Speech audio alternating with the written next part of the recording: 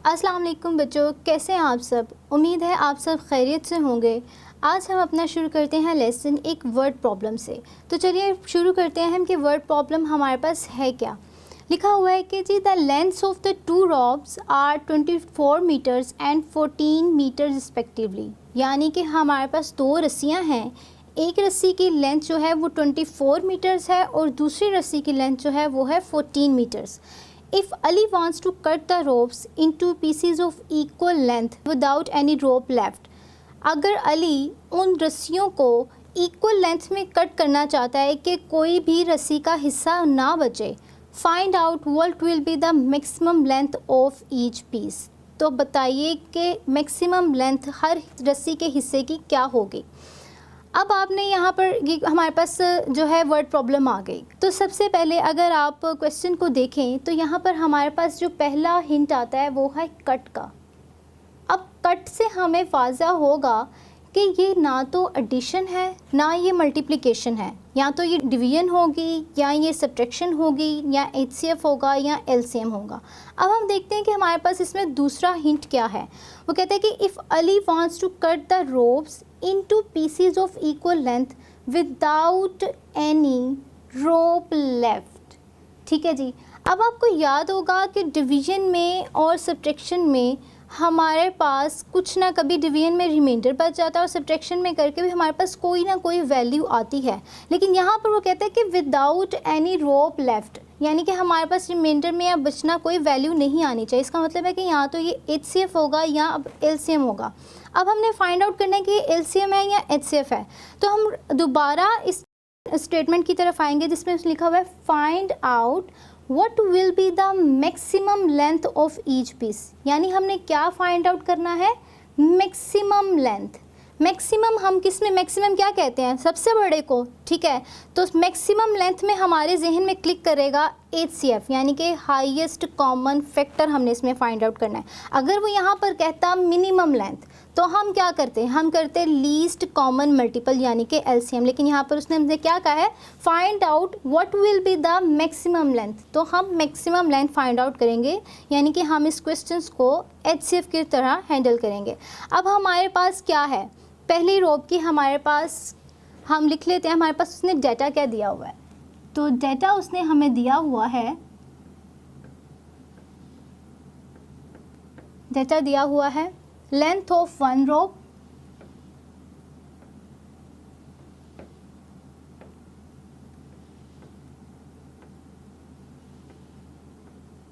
First rope. क्या है हमारे पास लेंथ फर्स्ट रोप की, हमारे पास है length of first rope 24 metres. ठीक है जी। फिर उसने हमारा दूसरा डेटा क्या दिया हुआ है, length of second rope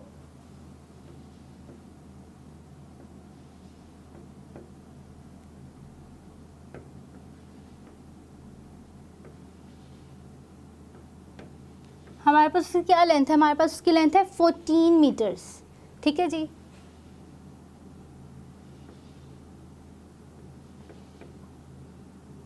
find out क्या करना है, हमने फाइंड आउट करना है what will be the maximum length of each piece. Maximum length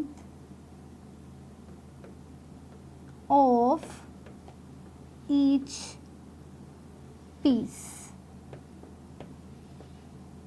ठीक है जी, ये हमने फाइंड आउट करना है। हमने करना तो एचसीएफ है। आप चाहें तो इसको डिवीजन मेथड के थ्रू भी कर सकते हैं, चाहें तो इसे प्राइम फैक्टराइजेशन के मेथड के थ्रू भी कर सकते हैं। मैं यहाँ पर करूँगी इसे डिवीजन मेथड के थ्रू।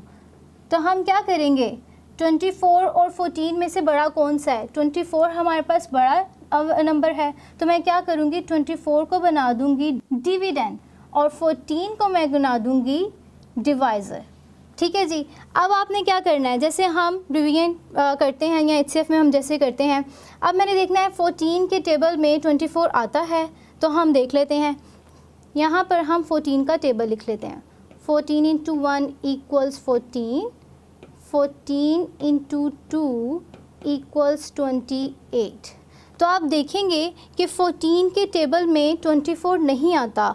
हमारे पास जो 14 इंटू 2 इक्वल्स 28 आता है वो 24 से बड़ा है, यानी कि यहाँ पर मैं यहाँ पर 28 नहीं लिखूँगी, मैं यहाँ पर क्या कौन सी वैल्यू पुट करूँगी, मैं करूँगी 14 इंटू 1 इक्वल्स 14।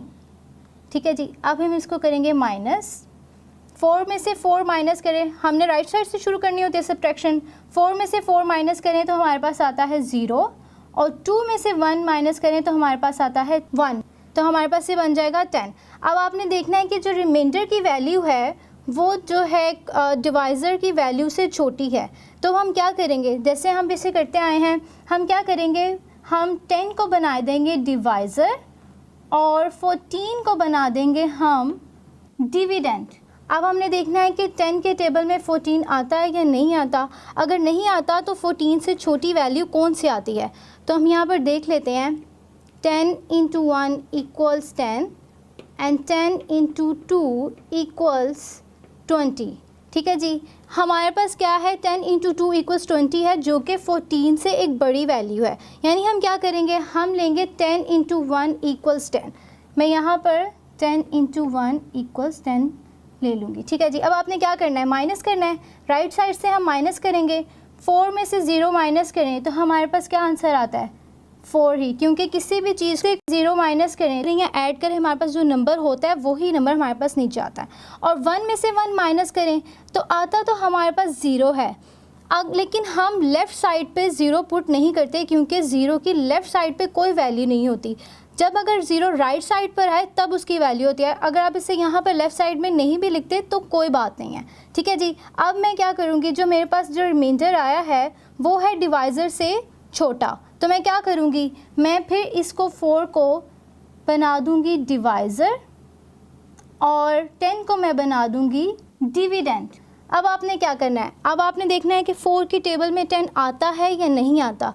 अगर नहीं आता तो 10 से छोटा नंबर कौन सा है, तो मैं यहाँ पे लिख लेती हूँ 4 into 1 equals 4, 4 into 2 equals 8 and 4 into 3 equals 12। अब हमारे पास जो 12 है वो 10 से बड़ा नंबर है, तो हमें क्या लिखूँगी, 4 इंटू 2 इक्वल्स 8। ठीक है जी। यहाँ पर 4 इंटू 2 इक्वल्स 8 आ गया हमारे पास। अब 10 में से 8 माइनस करें तो हमारे पास आता है 2। अब 4 जो है वो फिर जो हमारे पास डिवाइज़र है वो बड़ा नंबर है, जो रिमाइंडर है वो छोटा नंबर है, तो हम क्या करेंगे, हम फिर से 4 को बना देंगे डिविडेंड और 2 को बना देंगे डिवाइज़र। अब आपने देखना है कि 2 के टेबल में 4 आता है या नहीं आता, तो 2 इंटू 1 इक्वल्स 2 और 2 इंटू 2 पे यहाँ पर आता है, यानी कि 2 इंटू 2 इक्वल्स हमारे पास 4 आता है। 4 को माइनस करें 4 से तो हमारे पास आंसर आएगा 0। ठीक है जी। यानी कि जो हमें कहा गया था कि विदाउट एनी रो लेफ़्ट, अब यहाँ पर हमारे पास कोई लेफ़्ट ओवर नहीं बचा, तो हमारा क्या उसने कहा था, find out what will be the maximum length of each piece. तो हमारा जो 2 है वो यहाँ पर हाईएस्ट कॉमन फैक्टर है, हाईएस्ट कॉमन फैक्टर है। ठीक है जी। तो इसका आंसर ये है कि जो मैक्सिमम लेंथ हमने फाइंड आउट करनी थी ऑफ ईच पीस की, maximum length of each piece, कि यानी हम एक रोप को कितने पीसेस में डिवाइड, मतलब कितने मीटर्स के पीसेस में वो डिवाइड हो सकेगा कि उसका कोई लेफ़्ट ओवर ना बचे। तो हमारे पास उसका लास्ट डिवाइज़र जो हमारा HCF है वो आंसर, यानी कि 2 मीटर में 2 मीटर्स पे अगर हम उसको डिवाइड करते हैं तो हमारे पास कोई लेफ़्ट ओवर नहीं बचता। ठीक है जी। मुझे यकीन है कि आपको समझ में आ गया होगा। इंशाल्लाह हम नेक्स्ट मिलेंगे एक नई वीडियो के साथ। तब तक के लिए अपना ख्याल रखें। अल्लाह हाफ़िज़।